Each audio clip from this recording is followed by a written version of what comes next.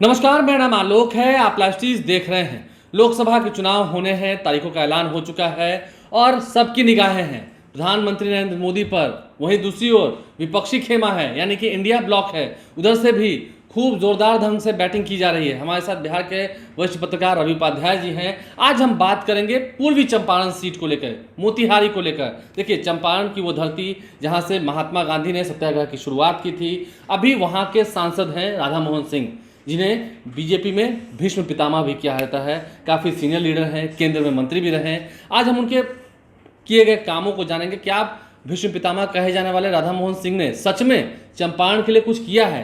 क्योंकि उनके विरोधी जो हैं, देखिए, उनके विरोधी भी कहते हैं कि हाँ, वे संत हैं, काफ़ी सादगी भरा जीवन है। ये तो खैर उनकी विशेषता रही है, सादगी भरा जीवन है। लेकिन कुछ लोग कह रहे हैं कि हाँ, विरोधी भी हैं, उनके विरोधी भी पूरी तरह से इस बार अलर्ट है। क्या लगता है राधा मोहन सिंह की जब हम चर्चा कर रहे हैं, मोतिहारी को क्या सच में उन्होंने पूर्वी चंपारण को बदला है? पहले क्या हाल था? देखिए, जिस तरह से महात्मा गांधी, राष्ट्रपिता महात्मा गांधी को हम लोग मोहन से महात्मा गांधी की बात हम लोग करते हैं, सफ़र कहते हैं, तो वो सफ़र जो भी कह लीजिए वो मोतिहारी ही है। तो वो ऐसे में यह भी एक राधा मोहन सिंह एक संत हैं, एक महात्मा हैं, उनको संत और महात्मा कहा भी जाता है। और वो उधर के भीष्म पितामह है भारतीय जनता पार्टी के। क्यों भीष्म पितामह है, इस पर भी आलोक जी 2 मिनट हम बता दें।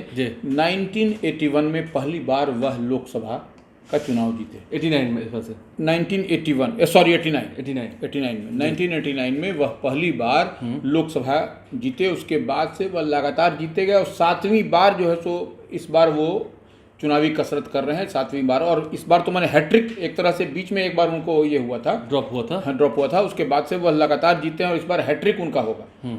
तो ये नहीं, कमला मिश्र मधुकर को उन्होंने हराया, रमा देवी को एक समय में हरा दिया।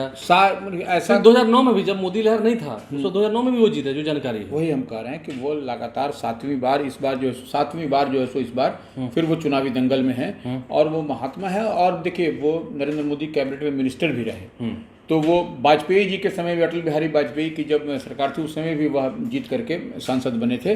तो वो ऐसे में जब उनको नरेंद्र मोदी कैबिनेट में उनको मौका मिला तो वह कृषि मंत्री थे, तो कृषि कल्याण मंत्री। तो वो अपने क्षेत्र में अद्भुत विकास उन्होंने किया।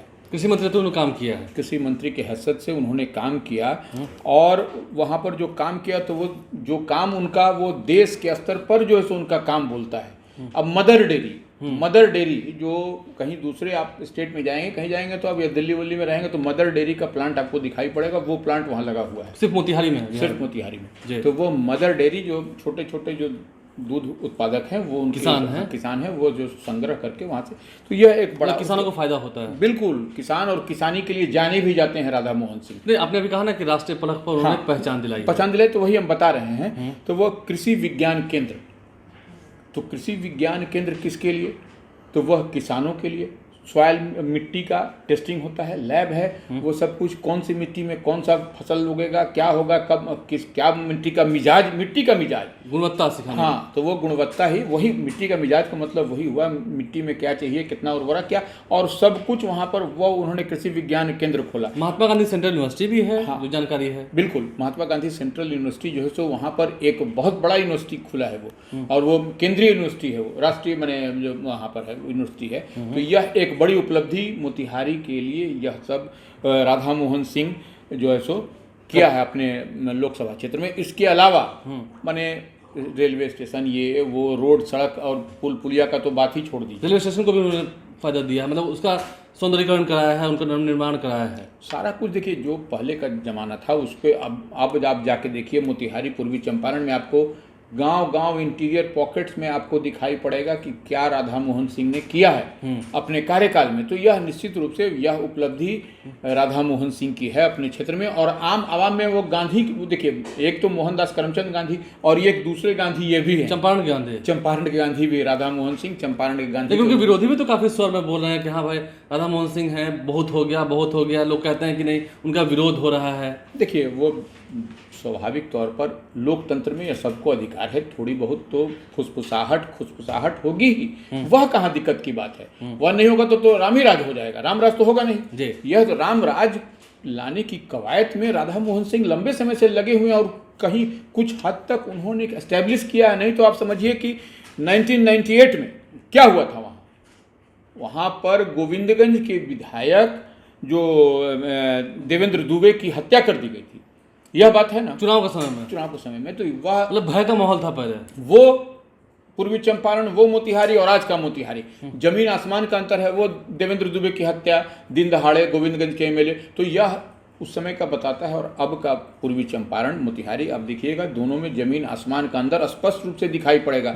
और केंद्र प्रायोजित जितनी योजनाओं का वहां पर क्रियान्वयन किया गया और इतने बढ़िया से एक्सक्यूशन है उसका कि आप देख करके आपको, तभी है वहां पर मदर डेयरी प्लांट का जो हम बात कर रहे हैं, ऐसे नहीं लगा है mother dairy plant. Mother dairy plant जो लगा है तो वो क्यों लगा है? राधा मोहन सिंह का उसके पीछे हाथ है। निश्चित रूप से उतना बड़ा अब सेंट्रल यूनिवर्सिटी बना दिया गया, तो वह सब जो है सो कैसे हो रहा है? नहीं, एक आपने भी कहा कि मोहन से महात्मा गांधी तक का, मोहनदास करमचंद गांधी देश के हमारे राष्ट्रपिता जिन्होंने देश को आज़ादी दिलाई, मोहन से महात्मा तक का जो उनका सफ़र था, क्या वो भी क्योंकि देखिए वहाँ पर कहा था कि पार्क का सौंदर्यीकरण हुआ है, तो क्या इस पूरे छवि को वहाँ दिखाने की कोशिश की कि मतलब महात्मा गांधी को फिर से वहाँ जमीन वो जो पार्क जो आप चर्चा कर रहे हैं, उस पार्क में महात्मा गांधी का सारा जो है सो उसमें सब पीरियड तस्वीरें कुछ है, वहाँ की तस्वीरें, चरखा पार्क है शायद, चरखा पार्क उसमें सब कुछ, उसमें आप जाइएगा तो वो लगेगा कि तस्वीर ही बोल रही है। सभी तस्वीरें हैं, हाँ सब तस्वीरें हैं उसमें, उसके अंदर में सब कुछ बहुत बेहतर ढंग से। कुछ तस्वीरें आपको स्क्रीन पर दिखा रहे होंगे, तस्वीरें कुछ हमारी हैं वहाँ के जो संवाददाता उन्होंने भेजा है।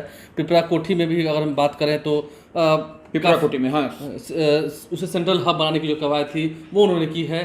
तो ठीक है, जैसे आपने कहा 2009 की हम बात करें, चुनावी रंजिश की बात करें, चुनाव में विरोधी तो आप लेकिन बोल रहे हैं, काम क्या किया है? काम तो कुछ, आपने तो इतना सारा काम गिनवा दिया। देखिए वो चुनाव में, देखिए चुनाव में लोकतंत्र है आलोक जी, तो उसमें तो विरोधी तो अब वो क्या चाहते हैं, देखिए आप जितना काम करिएगा उम्मीद और बढ़ेगी और बढ़ेगी। उम्मीद तो उसका तो वो एंडलेस है, वो तो एंड है, उसका तो कोई अंत नहीं है किसी भी चीज़ का, कि आप जितना भी कर दीजिएगा वो थोड़ी कम होगा। आपको मान लीजिए 10 रुपये आज मिलेगा तो लगेगा कि 20 रुपये मिले, तो वह आदमी का वह तो इच्छाएं तो अनंत हैं। लेकिन हम ये बताना चाह रहे हैं कि पूर्वी चंपारण मोतिहारी में जो राधा मोहन सिंह ने काम किया है, वह आप कहीं पर भी आप जा करके देखिए, किसी भी लोकसभा क्षेत्र में, उससे आप कंपेयर करिए पूर्वी चंपारण का और जो पहले पूर्वी चंपारण हुआ करता था, जो 1998 की हम बात कर रहे हैं, जब हत्या हुई थी एमएलए की हत्या, तो गोविंदगंज में तो वो आप समझ लीजिए कि क्या स्थिति, क्या सिनेरियो, क्या भय का माहौल था। और अब क्या माहौल? अब तो चरखा पार्क है, पार्क में लोग घूम रहे हैं, सीख भी रहे हैं। बिल्कुल, अब पार्क में देख रहे हैं, वहाँ पर मंदिर है, वहाँ मंदिर में पूजा हो रही है, अर्चना हो रहा है, दूध का चढ़ावा। गोविंदगंज में आप देख लीजिए, उधर अरेराज मंदिर है, इधर ये, तो तमाम तरह की बात जो है सो आप देखिए पूर्वी चंपारण मोतिहारी में वह सब दिखाई पड़ा है। राधा मोहन सिंह एक चीज समझ लीजिए, विकास के लिए जाने जाते हैं, विकास पुरुष भी, लेकिन कई नेता और एकदम बहुत सिंपल रहते हैं, वो सिंपल, हाँ, दाल रोटी खाना, और जिस मकान, उनका अपना कोई मकान भी नहीं है, जो के सांसद केंद्रीय मंत्री अपना मकान नहीं है, अपना मकान नहीं, वो जो लीज पर संभवतः जो जानकारी है कि लीज पर वो जमीन है, वो उस पर अपना उनका है, और उसमें अपने भी रहते हैं, और उनके चाहने वाले, उनके कार्यकर्ता भी वही अपना दाल रोटी खाना और प्रभु का गुण गाना, यही उनका कार्यक्रम है। लीज की जमीन पर रहते हैं। यही राधा मोहन सिंह को हम व्यक्तिगत रूप से भी जानते हैं उनको, कि वो दाल रोटी खाते हैं और रोटी को तोड़ करके दाल में ऐसे ऐसे करके उसको मसल करके खाते हैं, यही राधा मोहन। लेकिन उनके विरोधी जो कुछ कह रहे थे, उनके अपने पार्टी में कुछ विरोधी जो कह रहे थे उनका तो टिकट कट जाएगा, लेकिन टिकट तो उन्हें फिर मिल गया। उत्तर प्रदेश में प्रभारी भी रहे हैं, बीजेपी में भी संगठन संभाला है। देखिए भारतीय जनता पार्टी के पहले प्रदेश अध्यक्ष भी हुआ करते थे, बिहार भाजपा के प्रदेश अध्यक्ष हुआ करते थे, बिल्कुल। और उनके समय में प्रदेश अध्यक्ष बिहार भाजपा का क्या टोन और ट्यून क्या होता था, यह किसी से उस समय आप पूछिए, सबको पता चल जाएगा कि क्या, और संगठन को कितना विस्तार देना है, कितनी मजबूती के साथ चलाना है और क्या करना है, यह सब राधा मोहन सिंह से बेहतर हम नहीं समझते हैं कि कोई समझ पाता होगा। राधा मोहन सिंह उसके एक्सपर्टीज हैं, उसमें उनकी बहुत जानकारी है, तो इसलिए राधा मोहन सिंह को, इसीलिए तब आप देख रहे हैं कि उत्तर प्रदेश उनको भेजा गया। तो इसे तो आप भी कह रहे हैं कि उन्हें सब लोग संत कहते हैं। हाँ, संत है, संत के नाम से चर्चा उनको बोला ही जाता है, कि देखिए इसलिए बोला जाता है कि वह महात्मा की धरती से आते हैं। महात्मा मैंने मोहनदास करमचंद की धरती से आते हैं, तो वह भी उसी संत की नज़रिए से ही लोग उनको देखते हैं। उनका रहन खान पान वेशभूषा सब कुछ संत के जैसा ही है, संत के जैसा ही है। देखिए सीनियर जर्नलिस्ट हैं रवि उपाध्याय सर, वरिष्ठ पत्रकार हैं बिहार के,